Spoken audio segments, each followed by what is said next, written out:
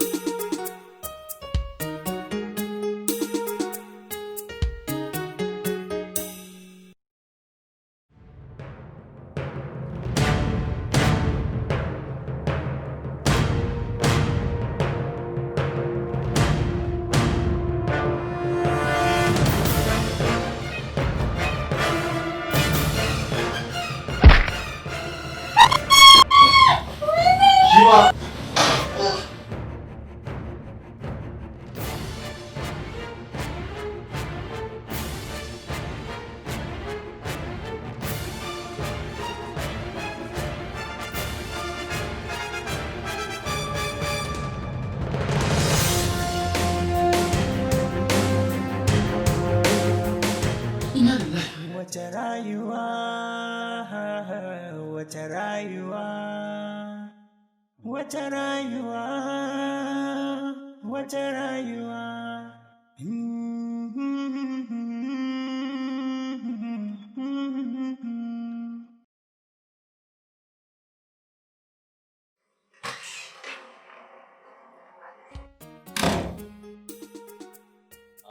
Happy birthday to you. Usman lafiya gaba ɗaya ko muna nan muna ta jira da ka fito kuma gaba ki ɗaya na gaba ɗaya jijjigin ka yayi haka. Jijjigin ka a mace kuma kai ka san kai muke jira ranar birthday ka tun na ta bai kima saboda abin da ya tsare ni ke ka na shirya kai kaɗai muke jira kuma ba ta. Me ya faru ne haka? Usman lafiya? Me ke damun ka? Me yake faruwa? Me yake damun ka ɗana? Na yi mummunan mafarki. Mummunan mafarki kuma? Subhanallah. Hajiya. Mummunan mafarki.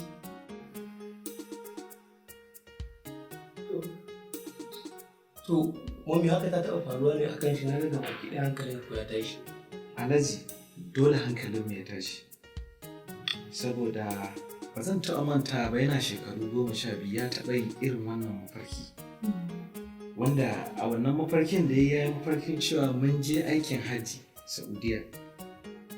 To cikin ikon Allah a cikin wannan shekarar sai da Allah ya sa muka je wannan aikin hajji muka sauke kuɗi. Ko ba haka bane Hajiya? Gaskiya ne wannan magana haka yake. To shi ne gaba ɗaya hankali na tashi sakamakon ganin yadda ya ce ya yi mummunan mafarki. Da haka wannan ba wai sabon abu bane. Me zai hana mu je gurin malam ya mana fassara? Ai a tunanina da addu'o'i aka sa a gaba kai a gefe. Yaushe za a wannan daga irin mafarki na a dinga zuwa wurin malaman nan masu fassara-fassaran nan. Wanda zai a kama addu'a kawai ta fi zai fi sauki ko kuma miya yin da Gaskiya ne wannan haka. To wannan abu ne da muka saba. Akwai me zai hana mu je gurin malam Shi ne abin da nake tunani. To shi kenan ni dai kan ya zan fita aiki dan dama abin da nake ta jira ki dan yanzu in maka mura to kuma ga shafu suke a sanyi. To mami zan fita dan Allah ya bani sa'a. Allah ya bani sa'a. Allah ya kiyaye. Ni na wuce da masha Allah. Allah ya kiyaye. Usman, maza ka je ka shirya, mu ma yanzu ba za mu shirya sai mu haɗu gaba ɗaya mu tafi wurin malamin domin ya fassara mana. Wata rayuwa, wata rayuwa. Alhaji, ni abun nan na Usman yana bani tsoro. Ai wannan ba wani abu ne. Dukkan wani al'amari ka fa wani abu. Shi da kawai ba matsala bane ki tashi ki je ki shirya. Wata rayuwa, wata rayuwa.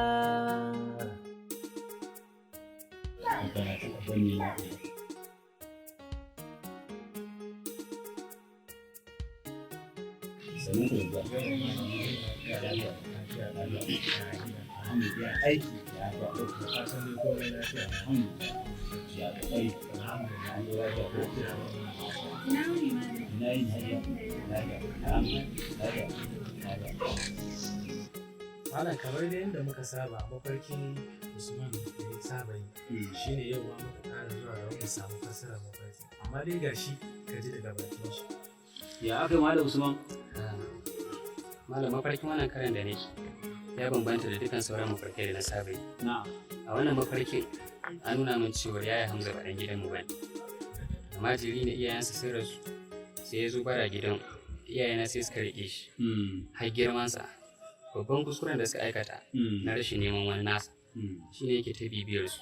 Ƙarshe sai aka nuna min ya kashe ni su ma ya kashe su. Wannan abin ya matuƙar ɗaga min hankali malam. Kuma fa haka ne malam, ka san mafarkin yaro nan yana iya kasancewa gaskiya wani lokaci? Kar ka manta kwanakin baya abin da ya faru. Tabbas akwai wani abu da zai faru mara daɗi a cikin wannan gida.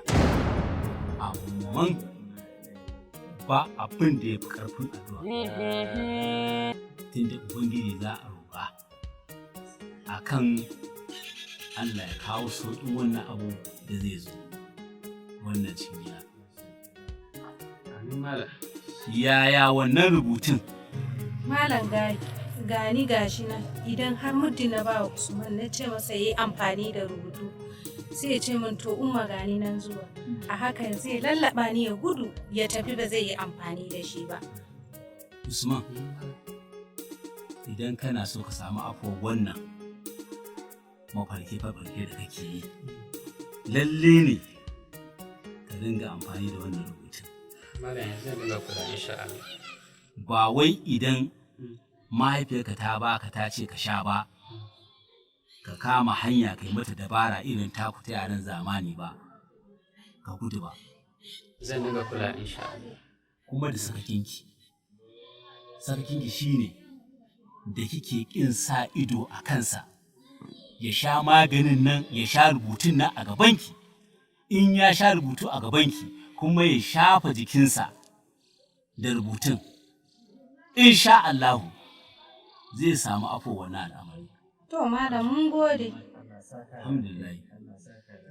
Usman, ina daɗa mai jan hankalinka, ina daɗa mai jan kunnanka a kan ka ci gaba da yin shan rubutun nan, kuma ka ringa shafawa a jikinka. Kuma idan kafin nan in ka gama, ka karanta ayatul kursiyu da falaki da nasi da ijaja ka tofa a hannunka, ka yi addu'a Ubangiji Allah ya yi ma wannan lamari.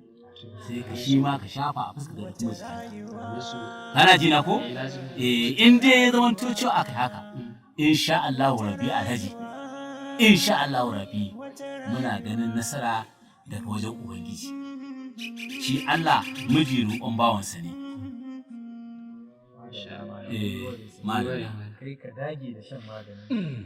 Yayi kyau-kyawun ɗan maciji, yayi lifduhu haska jeji, yayi ɗib sakka kai a caji, aha, oh, aha.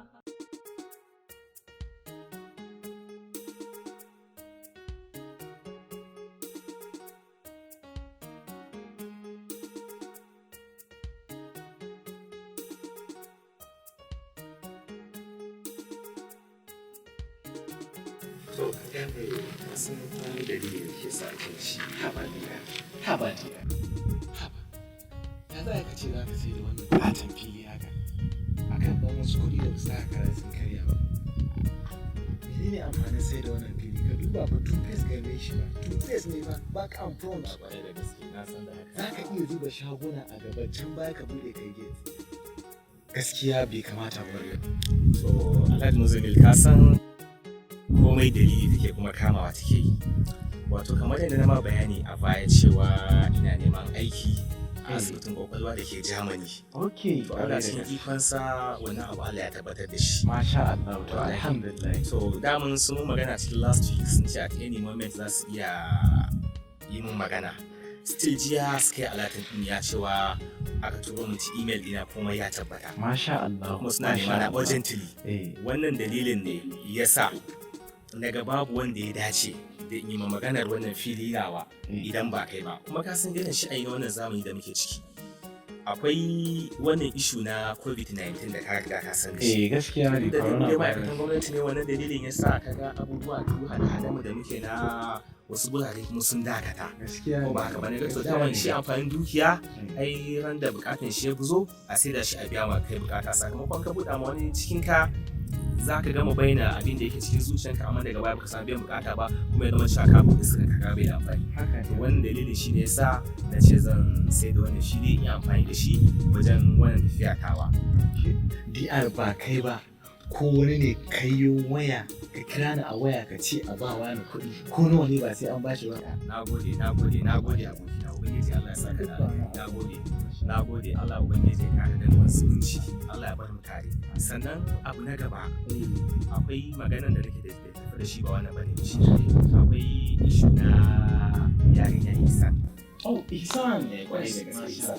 wato ka san yanzu wannan dalilin na wannan COVID-19 da muke ciki a yankin makarantu amma na ji a cikin labarai a news cewa sati mai zuwa gwamnatin tarayya ta ba da izinin kowace makaranta a buɗe ta to wannan dalilin yasa na kaga tunda tana karatu ba zan iya tafiya da ita ba still dai na ga ba wanda ya dace da na shi da ita irin ka to shi ne yanke hukuncin cewa za ka zo ne gidan ka ci gaba da zaman da yaran ka kuma hajiya tare da ku har zuwa lokacin za ka kammala karatu idan Allah ya sa ka kammala karatu da nan gurin to a can zan nema mata admission a Germany da dai ta ci gaba da karatu a can zan fi jin daɗi idan tana kusa da ni wannan shine magana na biyu a gare ka habadiya wani irin magana ne kake yi menene na neman alfarma a wurina kai fa abokina ne dan uwana kuma Ihsan ya ce a wurina dan za ka kawo ta gidana za ka yi tafiya har sai ka tambayi umarnina da Allah ka daina mana kawo ta gida ta zauna ta yi rayuwa ta ai hajiya tana nan ga Usman yana ga kuma Hamza babban yayan su duk ba matsala ba insha Allah zan ka Allah nagode ubangiji Allah ya saka ai ya muna nagode ya madan wallahi madan lafiya kalau madan tana gaishe ka bana biyu ma tana so za ta zo to abubuwa ne ka gane amma dai before me go insha Allah za ka mai sa mafarki ka zama gaske gani mafarki na ganshi farke iyayena hankalin su tashi Allah sauya shi alkhairi baiwa ta zammar rashin riya dadi ne ina son tambaye ka bai gani da ne yayi Hamza ba dan gidan nan bane a mafarki haka ne kuma hajiya na'am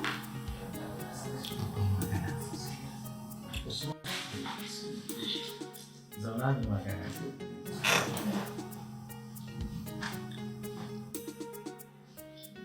ba zan ɓoye ma ba duk abin da na sani zan sanar da kai saboda kai ɗa ne a yanzu na tabbatar da cewa ko nan gaba za ka iya samun wannan cikakken labarin kwarai da gaske Alhaji ba ɗana ba ne ba yayi Hamza kwarai da gaske ga Hajiya mahaifiyarka lalle ku daji tabbas abin da malam ya faɗa zai tabbata wannan ba gaskiya ba ne baka ji abin da malam ya faɗa mana ba ya ce takan iya yiwa ya zama gaskiya ko kuma Allah ya canza shi ya koma ga wani alkhairi wannan shi ne wata rayuwa ni dai kar in gani Usman na ji ana buga kofa ma na tashi ka je ka duba min kowa ne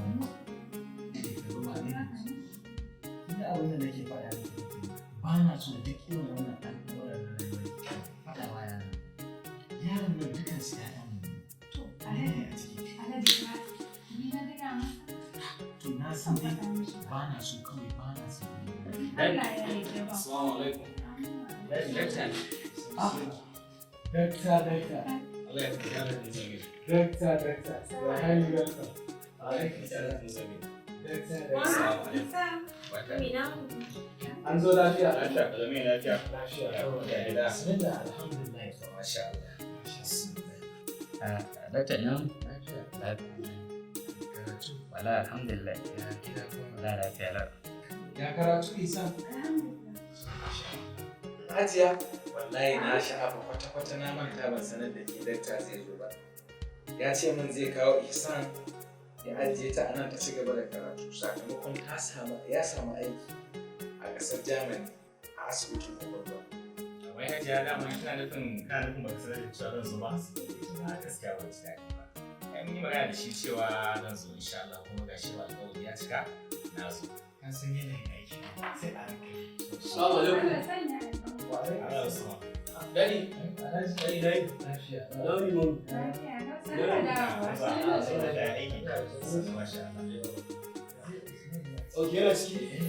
Za ka kuma da na zo nima akan hanya da kaji a kuɗa kace. Tun daga yanzu. Wallahi da gane ke na bar mutane a ofis zan ƙarasa in je in cike sauran takardu na ajiye aiki da zan yi sakamakon aiki da samu a Germany. Wannan shi ne na ce bari in amfani da dama kawo isan daman kasan da su wannan gabatar da ita. Ajiya ga isan. Masha Allah. Allah zan min ga isan. Isan Ko ma ba za ka tsaya ka sha ba. Wallahi a ƙoshi nake na ci abinci na sha ruwa da Isan, kamar yadda nake mahaifi a gare ki, ki ɗauka su waɗannan tamkar mahaifa ne a gare ki. Saboda haka da Allah girmin ki bana so in ji labarin cewa ya canza, ki ci gaba da yi musu ladabi da biyayya kamar yadda kike mani. Hajiya, ina tsayin da zan ci musu biya ga wani nan shi ne na gaggawa. To na gode. Masha Allah.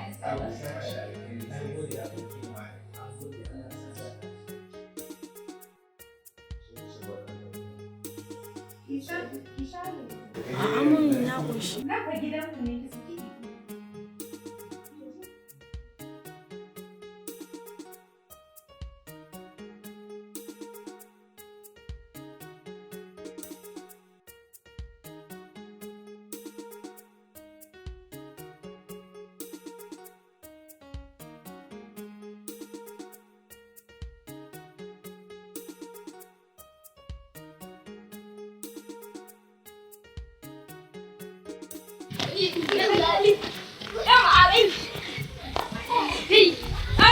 Abba. Wai har yanzu ba ku ji labarin inda na yake bane ba wai? Ko kuma ko cikin abokanan shi na gefe inda yake zuwa ba ku san yana zuwa wani guri? Har yanzu? To shikenan ba komai. Ku je ku ci gaba da wasu. Ku ba a hankali kun ji?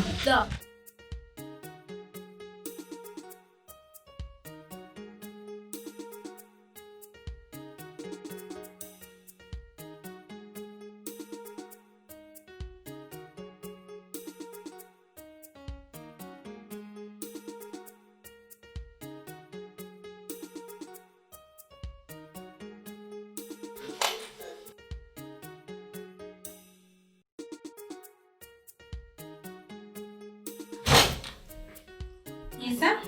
Na mun. Shirin ina kuma kike yi haka? Na mun ki manta na kaɗan ke mene ne suka wata maman su fata ne. Okay, wallahi na manta. To, in kin je ki mata sannu. Ubangiji Allah ya kai ki lafiya ya dawo da ki lafiya. Amin, mami ni na gode. To,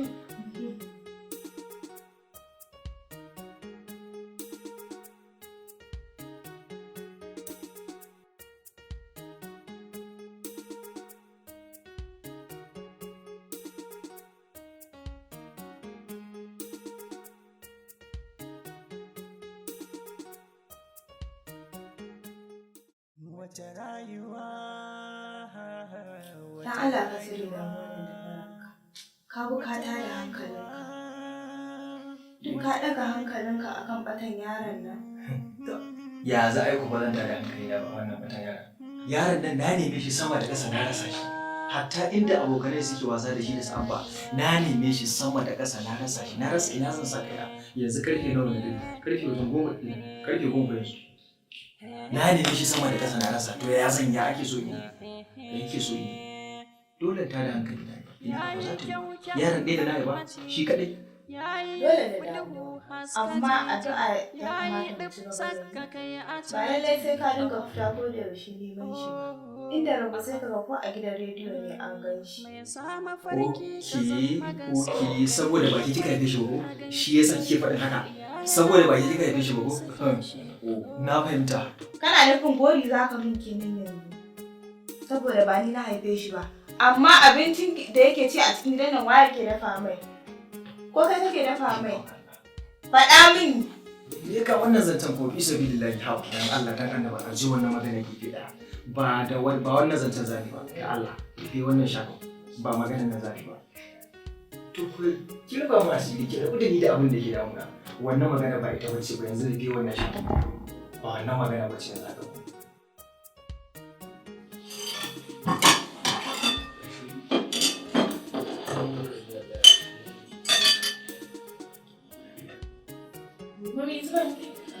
Allah ya koshe nake ni dai ci abincin nan. Dadi fa. Ni dai gaskiya a zuwa mu. Sakamakon yunwa ne ke zuwa wallahi yanzu na da gurin aiki. Ka saba ba ka san cin abinci ba san da gida. Ana so ki daina sa shi. Yayi shi ba na san ka. Hajiya. Me yasa kike yawan cin abinci haka ba kya san ki dawo ki ci abinci nan? Ba komai. Kamar ni wani abu ya da faɗa mun ma.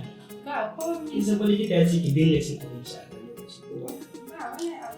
To shikenan Allah ya Kula mu akwai magana da nake so ne. Ina jin ka. Akwai wata hanya ta takura mutane su suna kata kun gaisa da ita. Ko? Wallahi Allah. To kuma ba na samun lokaci ne shine dalilin da yasa ba kowane lokaci wari nake wannan ba amma Allah da inda na samu time zan samu ɗauko ta. Brown ga ko dai sai ka mutu. Ke ina ruwan kin masu rikaci. Kenan ba mu ya kawo sai suka. Wanda baka abunka to menene? Oke mu kin ma ka ce?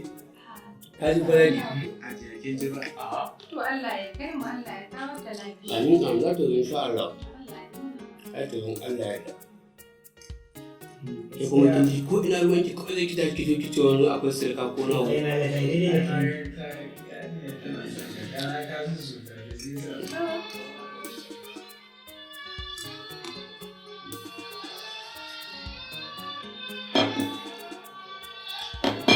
Alhaji, ba kiran ga ake a waya ba ka ɗaga mana. Shi ke Allah bari ka. Ya kamata ka tada. Assalamu alaikum.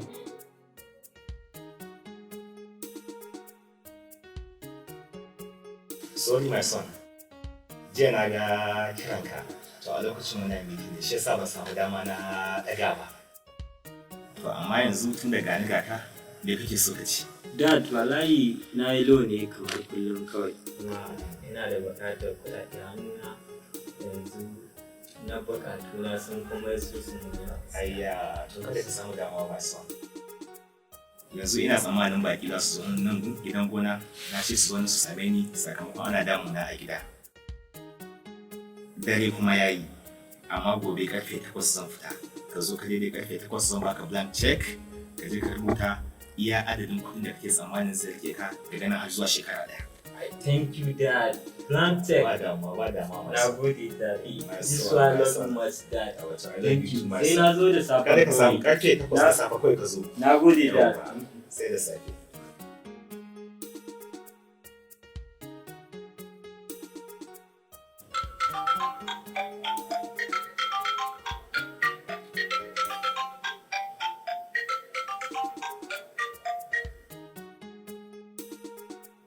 Assalamu alaikum. Hamza ka ƙaraso? Wake to ba damuwa tunda kana kofa gashi nan zan sa a shigo da kai ka jira minti ɗaya. Ka je akwai bako shigo da shi sunan shi Hamza.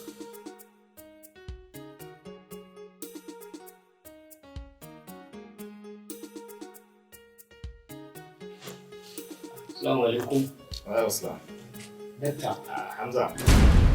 Ka samu iso kenan. Da mu kai ne kai mun wani kiran da kuma. Kwarai da gaske ne kira ka. Bismillah zauna.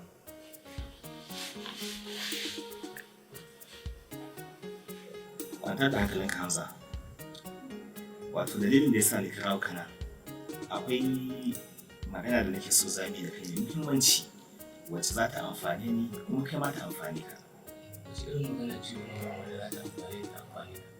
Na ji daɗin wannan tambaya. Na san kana sanar da cewa Alhaji Musa ba mahaifinka bane kuma ni ma ina sani ko kuma in ce ka ma fi ni sani. Misali a ce Alhaji Musa ne faɗi ya mutu Allah ya masa rasuwa. Kana sanar cewa baka da gadansa da duk abin da ya bari tun daga gidajensa, gidan gonarsa, motocinsa, kamfanonuwansa ko anini ba za a baka ba. Daidai da bayan za ka baka da wannan gadan.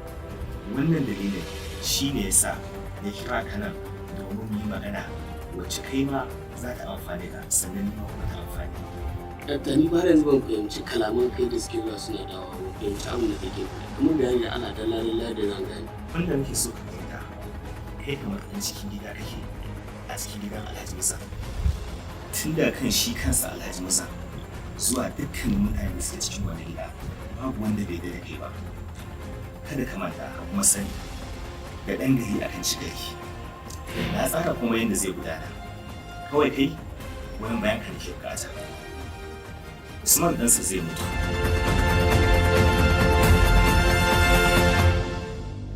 Ta hanyar shirya masa haɗarin mota. Slow shi ne zai aiki. Alhaji Musa duk ranar Juma'a yana ziyartar kabarin mahaifiyarsa. A can Watu zai gama da shi. Sannan kuma na san dole faruwar hakan zai tayar da hankalin Hajiya, zai kai ta ga fentin, za kuma a kai ta asibiti. A can likita zai hau kata. Magadan wannan dukiya zai zama da wanda kai. Wata rayuwa. Dattu ka san me kake faɗa ko? Tukunna ma mai ƴarka take a gidan ku. Iyata ne kake gidan ku da kai. Na yi haka ne domin na ƙara samun kusanci da Alhaji Musa. Ganin iyata a kusa da shi zai ƙara sa ya saki ciki da ita. Zaka shi a nashi tsammanin Alhaji Musa. Ina ja maka ne. Na shirya haka ne kuma na yi haka ne domin na kawar da zargi daga kaina. Amma kamar tarin da wannan, shi menene ra'ayinka akan wannan mutum nawa? Alhaji kenan. Har kake tunanin za ka iya haɗa baki da ni ka cutar da mahaifana wanda su ne suka tun daga lokacin da ban san waye ni ba suka raine ni suka saka ni a makaranta mai tsari har na kai matakin da nake a yanzu amma ka rasa da wanda za ka haɗa wannan abin sai ni ban taɓa tunanin wannan magana daga bakin ka don haka ka canza zance ni dai ba za ka samu goyon baya a gare ni ba. Dama na san za ka yi gaddama. Slow.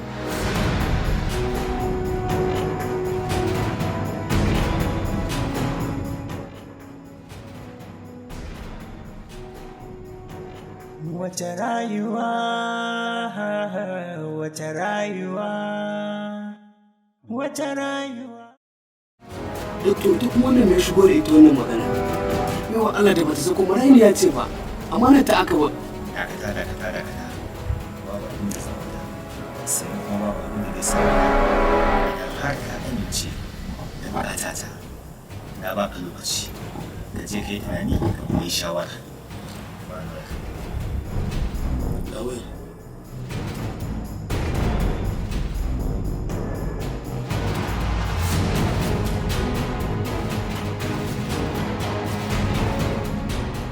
Na san zai amince, amma kuma bai amince ba da shi da su na shafe su, zan kuma fitar da su.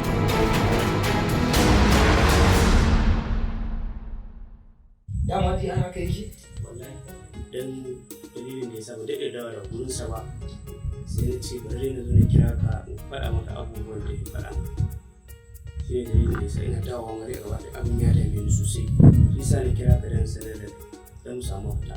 To me zai hana ka bar mai yarinyar a hannunsa duk abin da zai mata ma je mata. Kada fa ka manta muhimmancin iyayenka a gurinka ya fi muhimmancin da yarinyar take da shi a gurinka aboki. Haka ne.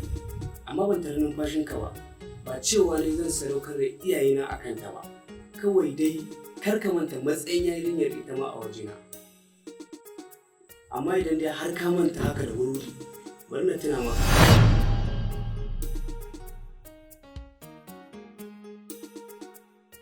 Gida a baku ba ku biyan kudin haya kullum sai dai ku bagiya. Dan Allah da jika ya kuri. Ka kare. Hakuri na ya kare. Haba hajiya. Dan Allah da jika ya kuri. A ce ya za a yi haka ba zan yadda ba. Haba Alhaji.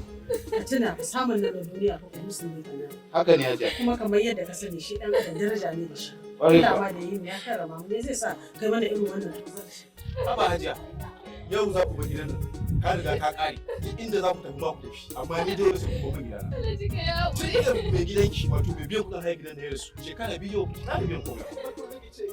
Ba hajiya ba fa wala ne gidan nan ba. Wahala da sha. Inda za ku tafi ma amma yau ka kare.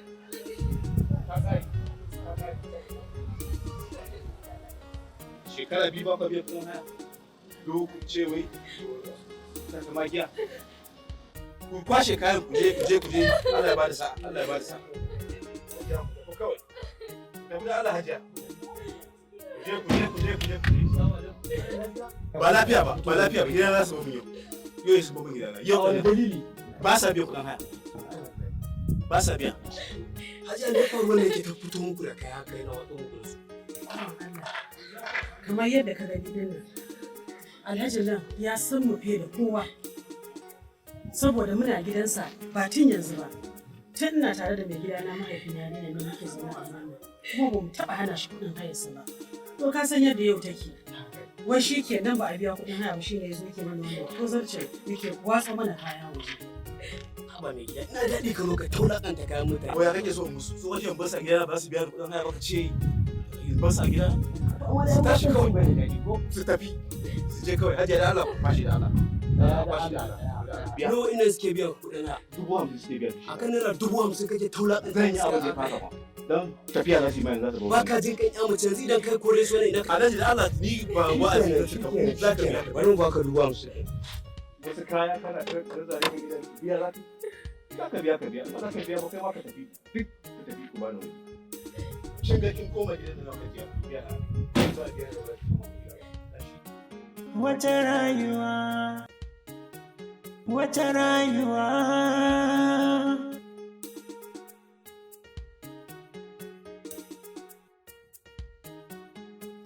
Madalla kuɗi sun cika. Kana ji ko kawai tun da ma abin haka ne kawai ka ba mu kuɗin sai mu ne. Hajiya ai ku koma a ci gaba da zama gida. Haba hajiya kuɗi sun zo. Hajiya ku shin to zauna ba komai. Hajiya koma gida. Wata rayuwa.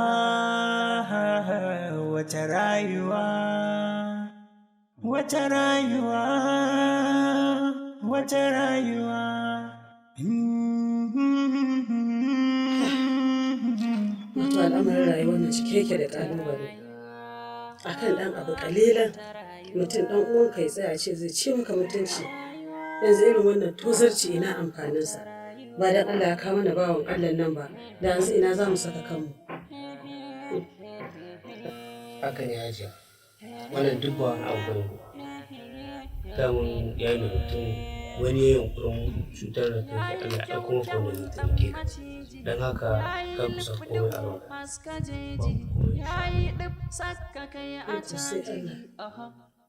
To, muna ƙara jaddada godiyar mu a gare ka. Allah ya saka ma da alkhairi. Amin hajiya. Yanzu akwai waya a hannunku. Saboda kuda ku tashi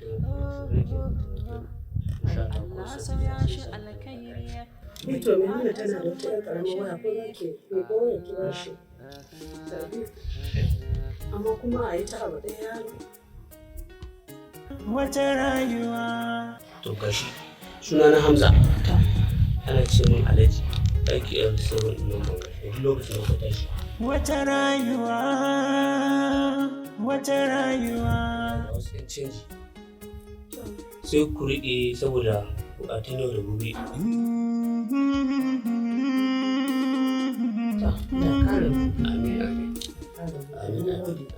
Ni zan wuce. To shi ke yi. Yau dama kan hanyar ki na zo ne don wani alalla shi ne dalilin da ya sa wani biyu kuma har haka ta faru. Allah ya tsare. Amin. Wata rayuwa.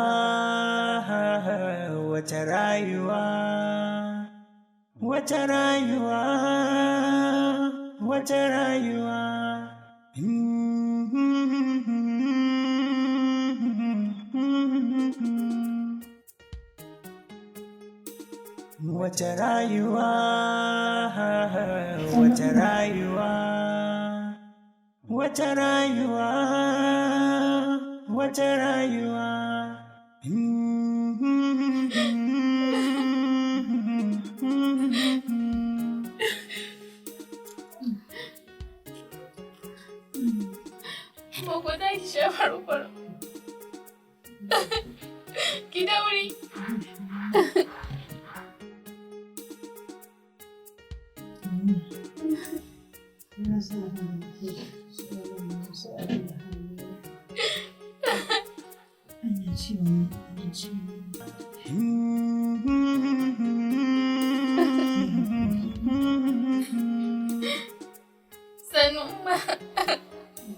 wata rayuwa,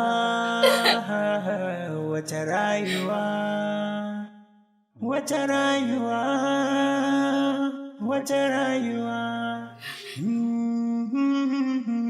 Alo? Alhaji Hamza. Wata rayuwa, wata rayuwa. Ba lafiya ba cikin umma ne ya tashi don Allah ka na kusa ne sauri ka zo da likita. Wata rayuwa. Tamam. Sannan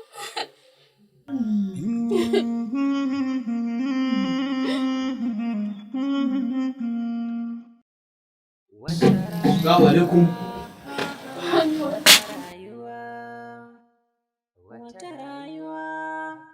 Gidan sun ƙarso mai kaduwa.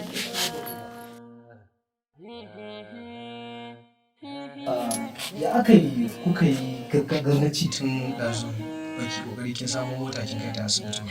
Kika bar ta kwance jifa jikinta ya daji mata. wallahi ya yi shi sa na kira Allah, sai nan ba nan bane gaskiya. Saboda in ka kalli jikin Hajiya ya yi wasu sosai gaskiya. Kuma ba za ta samu kulawa a gida ba dole sai an kai ta asibiti. Gaskiya ya kamata a yi maza a samu mota a kai ta asibiti. Yanzu likita babu wani yunkuri da za ka yi don ka taimake ta.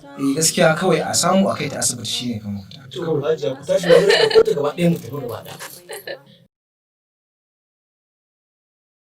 Allah ba ki lafiya Hajiya. Sannan Hajiya. Ina ciwon ba na asibiti ba. Ina san abin da nake ji. Ina nema musu. Wata rayuwa. Alhaji. Na'am Hajiya. Yanda ina ji haka. Shi ne abin da ya yi. Ina ba ta yadda ka ɗauki Wata rayuwa. Wata rayuwa. Insha Wata Allah. rayuwa. Wata rayuwa.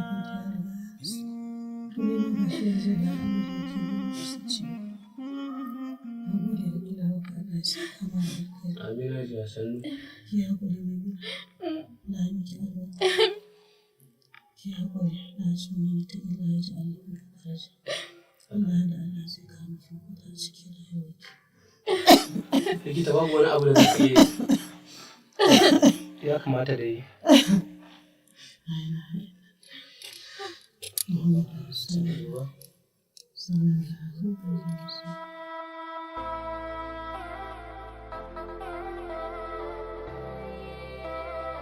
Sai dai ku yi haƙuri.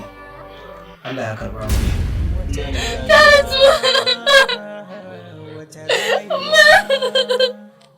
Wata rayuwa. Ki tashi. Ya haƙuri da La ilaha illallah Muhammadu Rasulullah. Amma fa gaskiya haka ne. Wata rayuwa. Ina da mafita. To alhamdulillah yan abin da muka nuna ji kenan.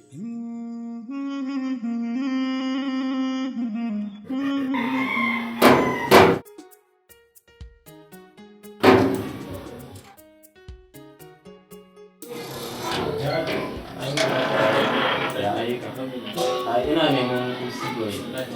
Nan ne gidan da ya go.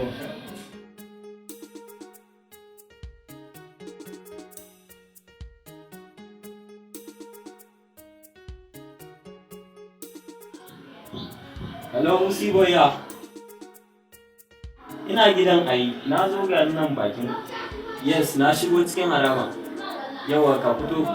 Ka san lokaci yana dan rashin ka fito kawai. Okay, ina da nan. Yawa yana ciki bara yana zuwa. Kidir. Ya ake kire. Kai mutum ya kwana Anya ka ganka kuwa? sha ina. Kai yau ai gurin zuwa da yawa ka san Gaskiya ne. Ai zuwa kawai zan dan gani. Da Allah akwai kayan wanki na suna nan na haɗa su. Ina bakin kofa. Samu ka kai su. To da ma ka so sai. A kai su ne. akwai can ƙauyen mu akwai ƙanya da wasu da jarabawa ta ƙarshen shekara to kuma gashi an buƙaci kuɗaɗe yanzu gashi wata daga nisa kuma ban daɗe tambaya alaji kuɗi da kuɗaɗe ba wallahi to yanzu kuma nake son ba zan iya ƙara zuwa sake tambaya masa wannan kuɗin ba sai nake so da Allah tambaya mu hajiya ta bani aro in an yi albashin Allah da sai in biya dan gari aka kamar ɗan gida kake yi wata damuwar ka a ita damuwar bits insha Allah zan biya hajiya sa ba ka ma sa ba ka Wai, saraka, iya goga ɗaya ne ba miya. Shi ne,